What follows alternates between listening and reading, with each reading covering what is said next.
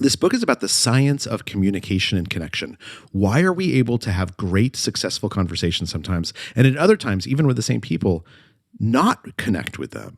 And it turns out that we're living through this golden age of understanding communication and connection, and we now understand how conversations work in a way that allows us to have them more successfully. I'm Patrick J. McGinnis, and I coined the term FOMO. That's short for fear of missing out, and it's why some people end up following the crowd when they should be blazing a trail of their own. But if you want to achieve greatness in business and life, you've got to break free. Come on, I'll show you how. This is FOMO Sapiens, where we explore how entrepreneurial thinkers find the inspiration and the courage to build exceptional lives.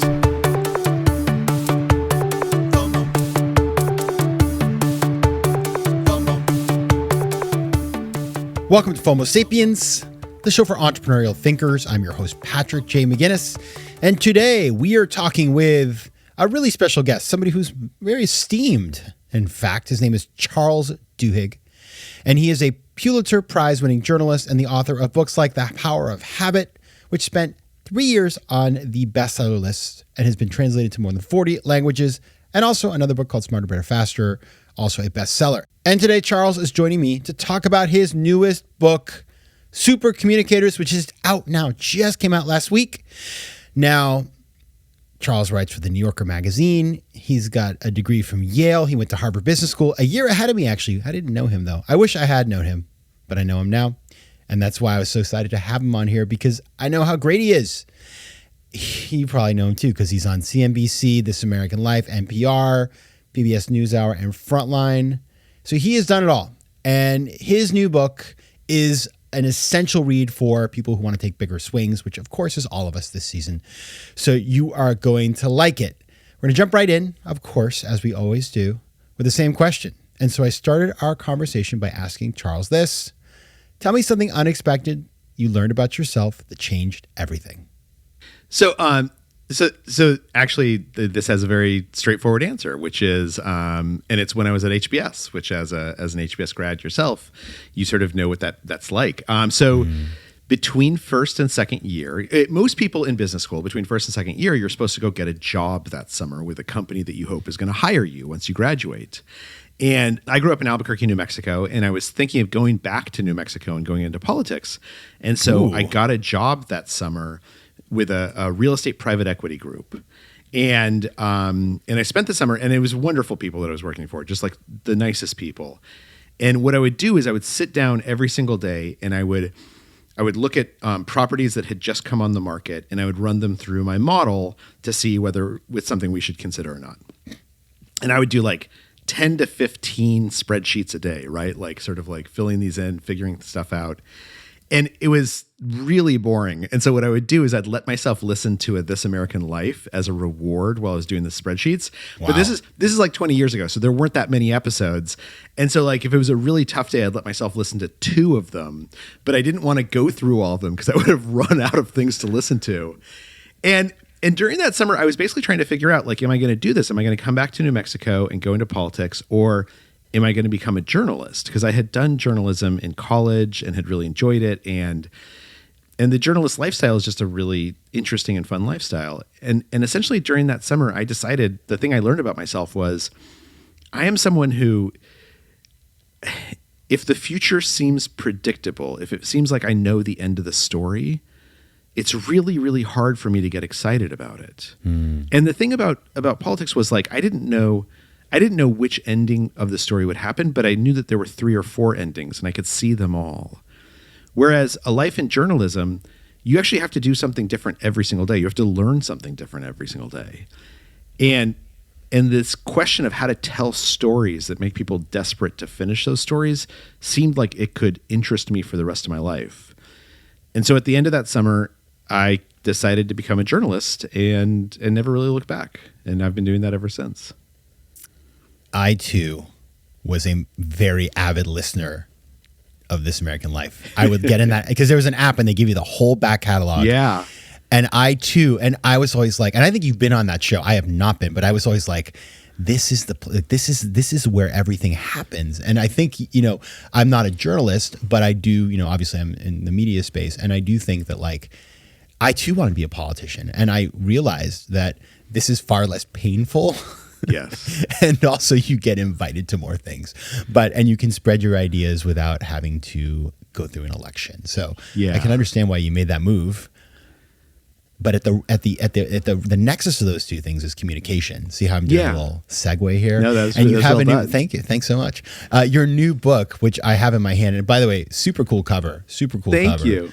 It is really sweet. It's called Super Communicators. This is coming out. Well, it's out now when we've aired the show. Talk about what this book is about. Like, what is the big idea here? Yeah. So the big idea is that we all have moments when we are super communicators, right? One of the best ways to describe this is like, think for a minute of the person you would call if you were having a really bad day, like the person you know who's just going to make you feel better. And whenever I say this, everyone knows who that person is. It pops into their mind immediately. And that person for you is a super communicator. They know how to listen to you. They know how to show that they're listening. They know how to sort of get on the same wavelength as you and invite you to feel better or to talk about your problems. And you probably do that for other people sometimes, probably for that same person and for others. Or sometimes you walk into the meeting and you know exactly what to say to win everyone over, and you just like win the meeting, right? You just know exactly what to do. At those moments, we are super communicators. And the reason we're so good at that is because our brains have essentially evolved to know how to communicate with other people. Communication is humans' superpower. It is the thing that has allowed us to succeed as a species. Now, there are other times when you want to have a meaningful conversation with someone or you want to connect with someone and it doesn't work, right? Like something happens and it doesn't prove as rewarding as you had hoped. And the question is why? Why is that happening at those moments? And that's what this book is about. This book is about the science of communication and connection. Why are we able to have great, successful conversations sometimes, and at other times, even with the same people, not connect with them? And it turns out that we're living through this golden age of understanding communication and connection, and we now understand how conversations work in a way that allows us to have them more successfully. You've taken on a big challenge here, which is I appreciate, which is that you're taking something, a topic that all of us probably much think we're experts in because we talk and communicate all day long.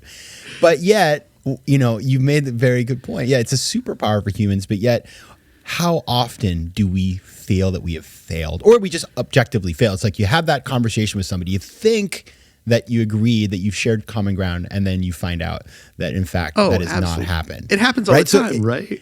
It's innate to our life. So talk about let's get into it. So what is the root cause? What did you find as you looked into this space? What's going on? It's a great question, and let me describe this from my own life, right? So this would happen to me again and again. I would come home from work, and my wife would be home, and it would have been a tough day. And I would start complaining to my wife. I'd be like, my boss is a jerk and my coworkers don't appreciate me. And my wife very sensibly would give me some good advice and practical advice. She'd say like, look, why don't you take your boss out to lunch and then you guys can get to know each other a little bit better and it'll probably make things go smoother.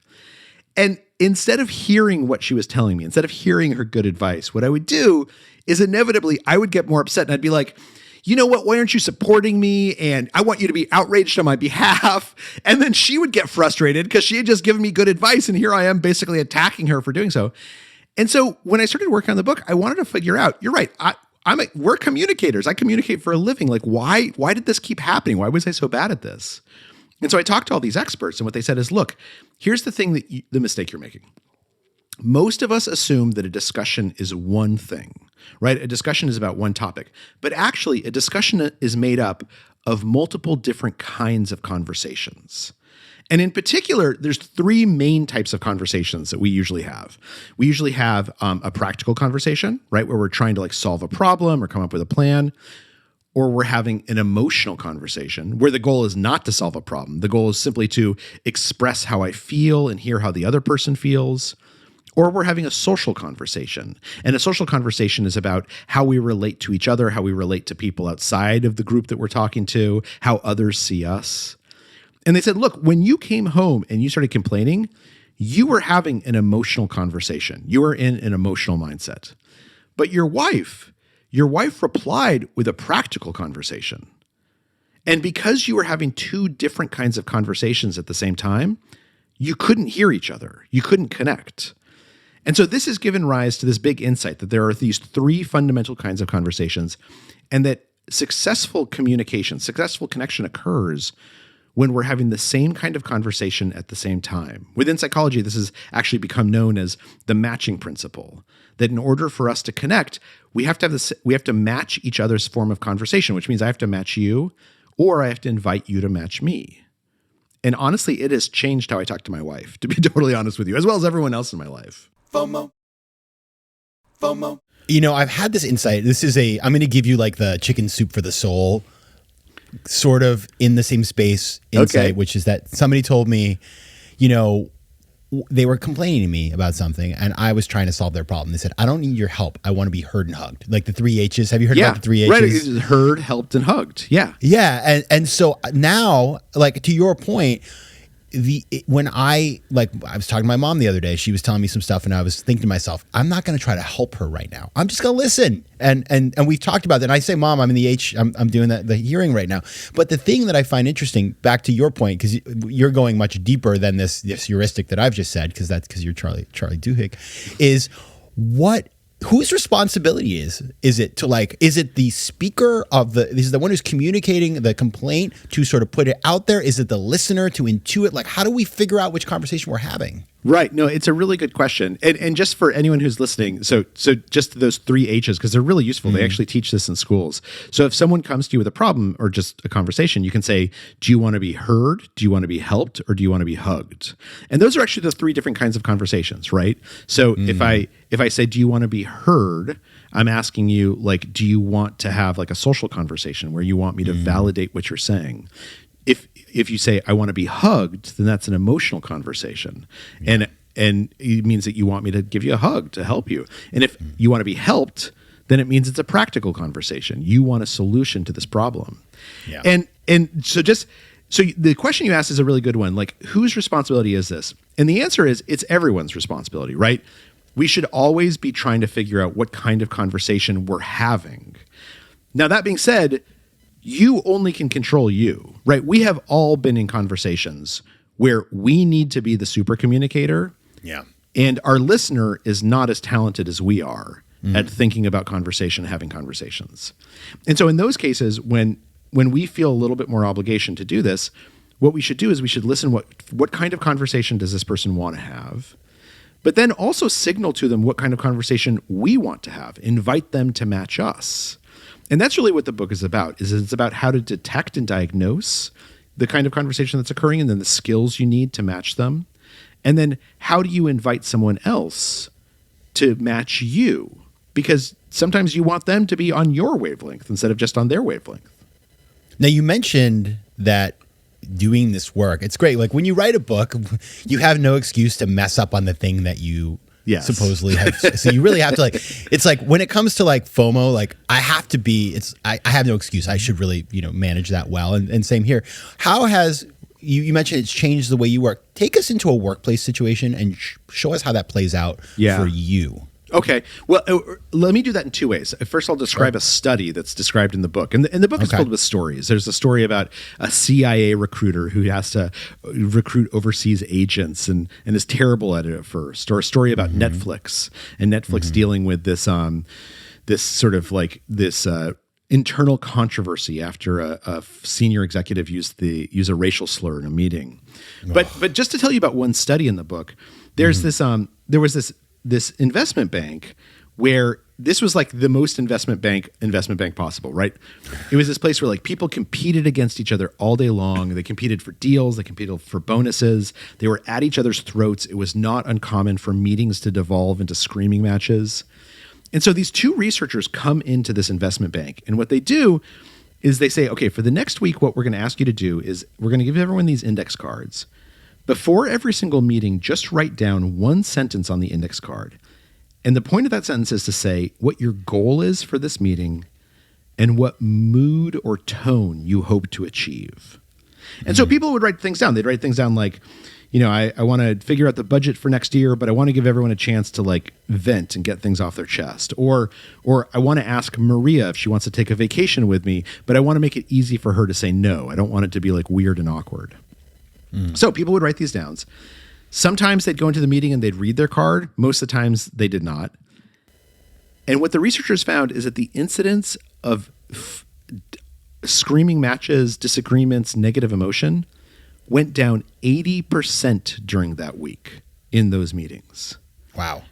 And the reason why is because they had asked every single person just to figure out what kind of conversation do you want to have, right?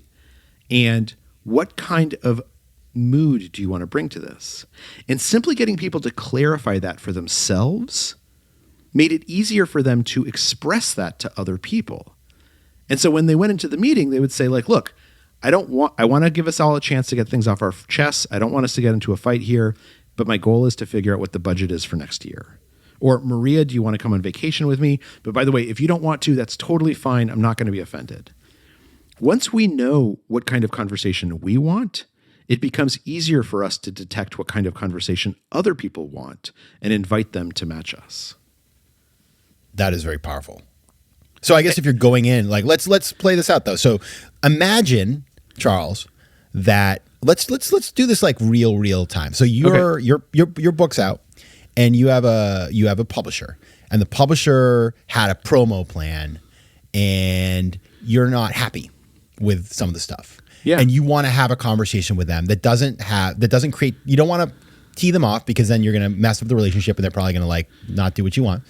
But you want to express displeasure, and also, you want to be able to have a result that makes you feel good. How would you do that conversation? So the first thing I would do is ask questions. And in fact, what we know from research is that people who are super communicators on a regular basis, people who kind of intuit or have learned this stuff and really think about it, they tend to ask 10 to 20 times as many questions as other people. Mm-hmm. But the questions aren't often obvious. The questions like, what do you think of that? Or like, that's interesting. How'd you come to that? Or like, did that surprise you? They're these small questions. But what they do is they invite the other person to explain something about themselves. So the first thing I would do is I would ask them questions about what their goals are for this marketing campaign.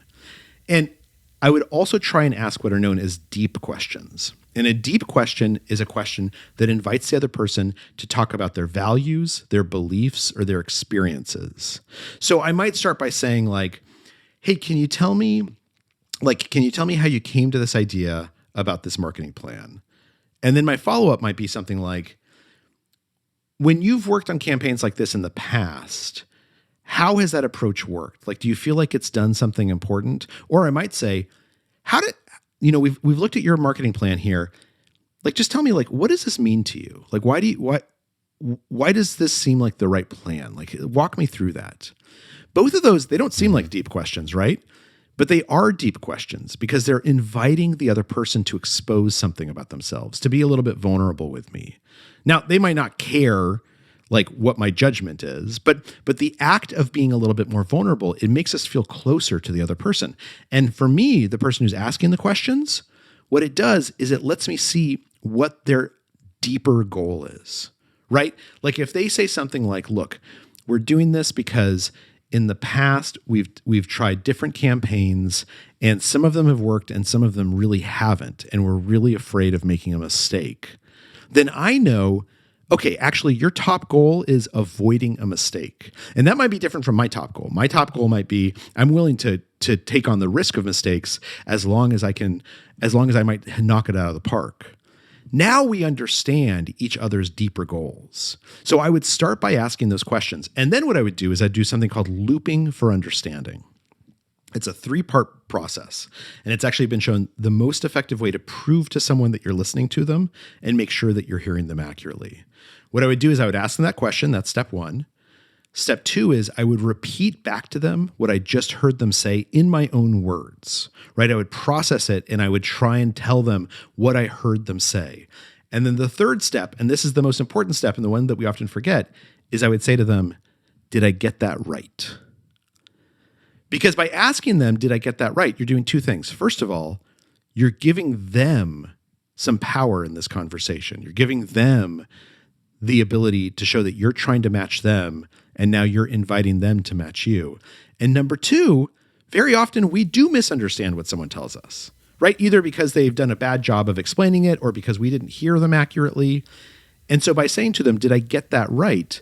It gives me a chance to figure out, am I actually hearing what the person is saying to me?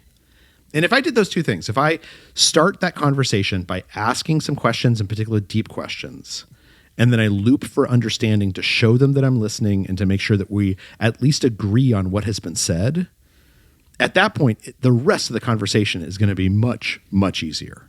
FOMO. That sounds powerful because what I hear is strategy. Instead of being reactive, because what I think what happens a lot of times in a conversation that's difficult or where we have emotion or we're disappointed is that even though we may ask those questions, we're not prepared to listen because we're coming from an emotional place, not from an analytical place, right? How does one prep for the convo? Like you're going in to see your boss to have that, conversation that you might be a little fraught about. What is the prep that you would recommend to folks? Well, I think what most people do is they figure out what they want to say, right? Like I'm going to go into my boss and I'm going to tell my boss why I deserve this raise. And I want to get across these 3 points. And that's good. We should know what we want to say, but we should also know what we want to ask. Because if we're just focused on what we say, we're not listening to what the other person says, right? We're just waiting for our turn to speak. And so what's really important is to sit down, and I would say the first thing you should do is just write that sentence. What's your goal for this conversation? What mood do you hope to achieve? Okay, so once we know that, you've got a little bit more time, let's think a little bit more deeply about how that conversation is going to go. You already know the things you want to say, right? How you're going to make your case. But what are you going to ask your boss that's going to help you understand from their perspective why they might be resistant to this? Right? And the goal of those questions is not to set them up. The goal of those questions is to genuinely learn because your boss has some perspective and you want to understand it. So what are the 3 questions that you want to ask that you think, based on what you hear, might influence how you make your case? And then in addition to all of that, if you have a little bit of extra time, I think at that point you can sit down and you can sort of say to yourself, okay, what are the obstacles that I'm probably going to encounter? And when I encounter them, what am I going to do? Because what we know is that most tough conversations, right, where people get messed up is when they hit an obstacle. They're so afraid of discomfort that they shy away from it. There's a great study in the paper about conversations between college friends, one of which is black and one of which is white. And they have a bunch of people have these conversations, but with half of them, they take them and they say to them, discomfort during conversations like this is normal. It's inevitable. It does not mean that the conversation is going badly. In fact, just the opposite. It means that this conversation is a normal conversation. What we want you to do is identify 3 potential obstacles that might emerge during this conversation and just tell us in one sentence what you're going to do if that obstacle emerges. And what they found is that not only did people's anxiety go down significantly, but actually they began to see that discomfort as an opportunity, because it really is, right? Every tough conversation has a little bit of discomfort, and the goal is not to erase the discomfort. The goal is to see the discomfort as an opportunity for us to get closer together. But if it catches you off guard, if you haven't thought about it ahead of time, that's really hard. Yeah, the discomfort, if you can become comfortable asking having the difficult conversation, asking the tricky question, responding, it is very powerful because it's like you're the astronaut that's willing to go to the moon when other people just want to stay in, Florida or whatever. Yeah. Now, one thing that's kind of interesting about this, it just made me think, is I love to do role plays. I think role play is a very interesting way to practice these skills. And I was just thinking, for folks who want to try this out, I know it's a little crazy, but ChatGPT. I bet you could try these things out on ChatGPT. Absolutely. I think you could, and you could tell ChatGPT, actually there's a negotiation bot that a professor at Yale has created one, and I think ChatGPT just released one. You can create AI interfaces to basically kind of challenge you the way that you're anticipating they will. And I think that's a good way to practice. But you can also practice with friends, right? You can say that would require you to call people on the phone, and it's 2023. We don't do that anymore. That's true. But you could just be like, look, I'm going to go ask for a raise, like role play this with me. Yeah. But the truth is that the reason why role playing is helpful is because it usually forces us to clarify what we really want to ask for and how we're going to react to obstacles. And we don't need a partner to do that. A partner is really useful. But if we just sit down and we push ourselves to think through this conversation, basically, before you open your mouth, you should sort of ask yourself, why am I opening my mouth? Like what do I hope to accomplish after we have this discussion? And equally, like, what kind of conversation do I want to have? Because if I'm talking to my wife, I might want to have an emotional conversation. If I'm asking for a raise, which seems like a practical conversation, I might actually realize, no, this is an emotional conversation.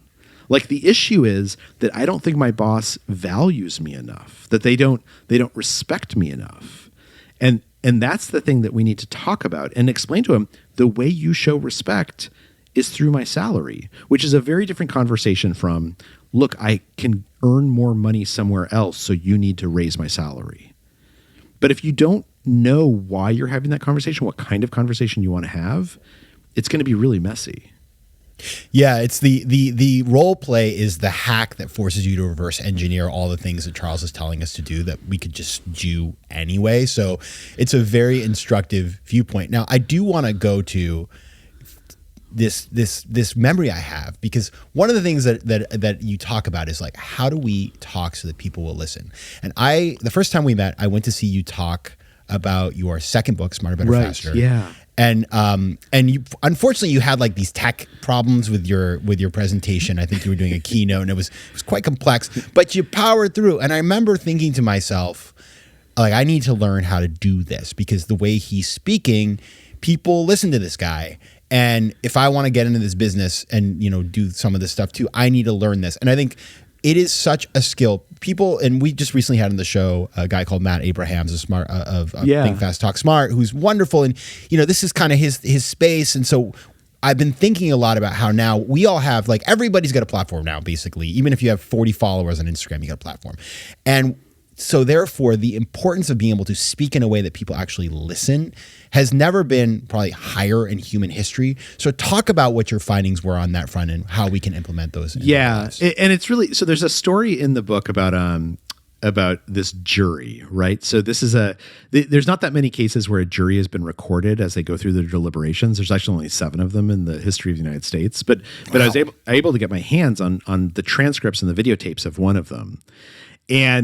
And it's this guy who's on trial, and this one juror is essentially a super communicator, and he figures out how to get everyone aligned around a not guilty verdict. And what's interesting is that, first of all, there's a couple of ways he does it. First of all, he asks a lot of questions. And that's one of the things I do from the stage is I ask people questions.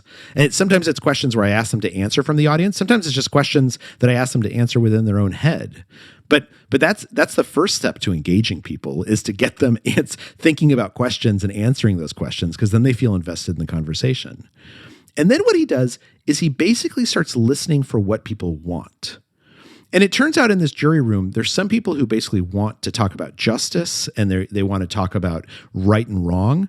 And then there's other people who want to talk about safety and rule of law. And the right and wrong people, they're people who are like having a social conversation. They're having a conversation about how society works. And then the safety people, the people who talk about, like, letter of the law, they're practical conversationalists. They want to talk about, like, if we put this guy away, will it bring down crime? And what this one guy, John Bowley, the super communicator, recognizes is, I have to have different kinds of conversations with these two groups. And so when he matches them, he speaks in a way that they really respond to. Because the truth of the matter is that, like, if we're an emotional mindset, if we want to have an emotional conversation and someone signals to us that they're on our wavelength, then we want to hear them. Like, we want to listen to them, particularly if they say something vulnerable. So if people say something intimate and personal, if they tell a story about themselves for someone else, it's almost impossible not to listen to them. Like, we're actually hardwired to pay very, very close attention to anyone who exposes anything about themselves or tells a story that seems a little bit vulnerable, even if it's about someone else. So that's the other thing I do in speeches, is I tell a lot of stories, because those stories enchant people. They get people to listen to me. We can't not listen to a story. And the reason why those stories are so important and so meaningful is because not only are they interesting, but because they seem to tell us something vulnerable about the world or something deeper about the world. And that feels really rewarding. Now, did this guy, this juror who was so talented, this super communicator, was he strategizing or was this just innate in who he is as a communicator? I think it's a little bit of both, right? Like, and again, all of us have this capacity. All of us are super communicators. We are all super communicators. For many of us, it just happens randomly, right? Sometimes we can do it and sometimes we can't. We don't know why and we don't know the difference. But there are some people, and that's kind of the goal of this book, who have thought about this just a little bit more deeply, and they know how to tap into those skills. They know how to let their instincts come out better. And I think for John Bowley, I think he knew that being on a jury is really important. It's a big, serious commitment. And so part of it was instinct, but part of it was him wanting to do the right thing. But also he just paid more attention. It can sound like a lot, like trying to figure out in my head, like what kind of conversation are we having and what's my goal and what's your goal? But the truth of the matter is, once we know what to look for, it becomes very automatic. It becomes very instinctual. Asking deep questions, once we've practiced a little bit, becomes automatic and instinctual.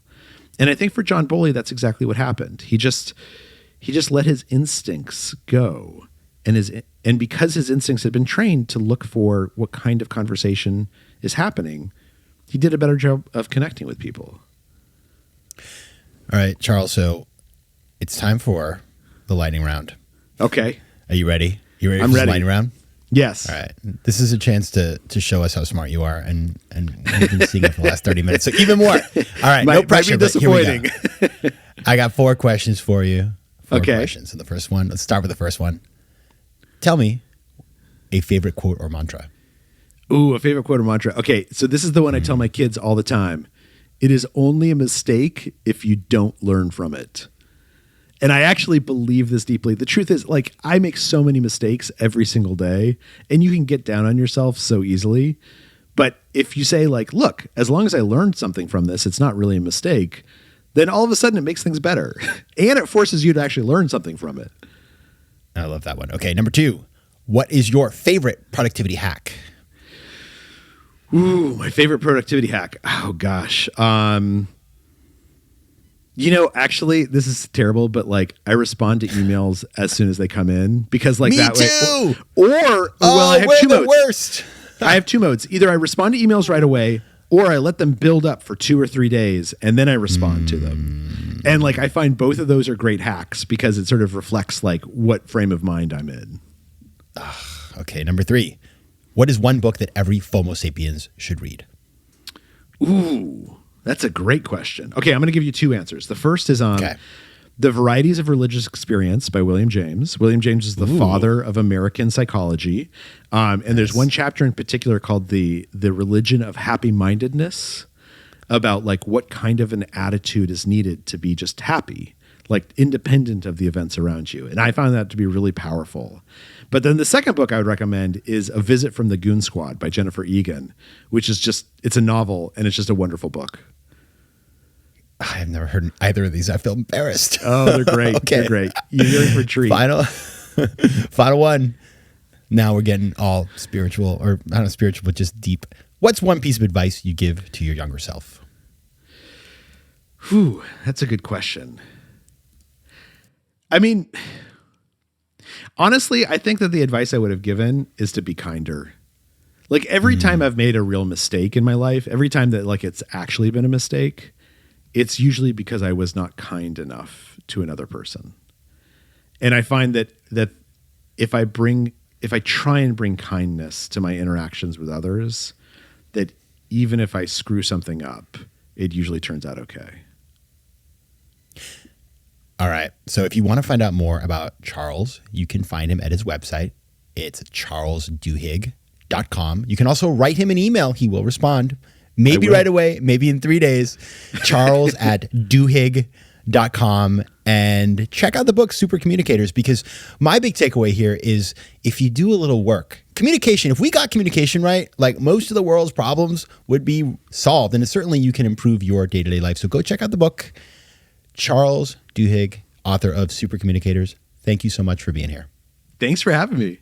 FOMO. If you like today's show, please be sure to rate it and recommend it to your friends. And as always, you can find me on Instagram at Patrick J. McGinnis, on Twitter at PJ McGinnis, and on the web at FOMOSapiens.com or PatrickMcGinnis.com, where you can get all kinds of free resources to live a more decisive and entrepreneurial life.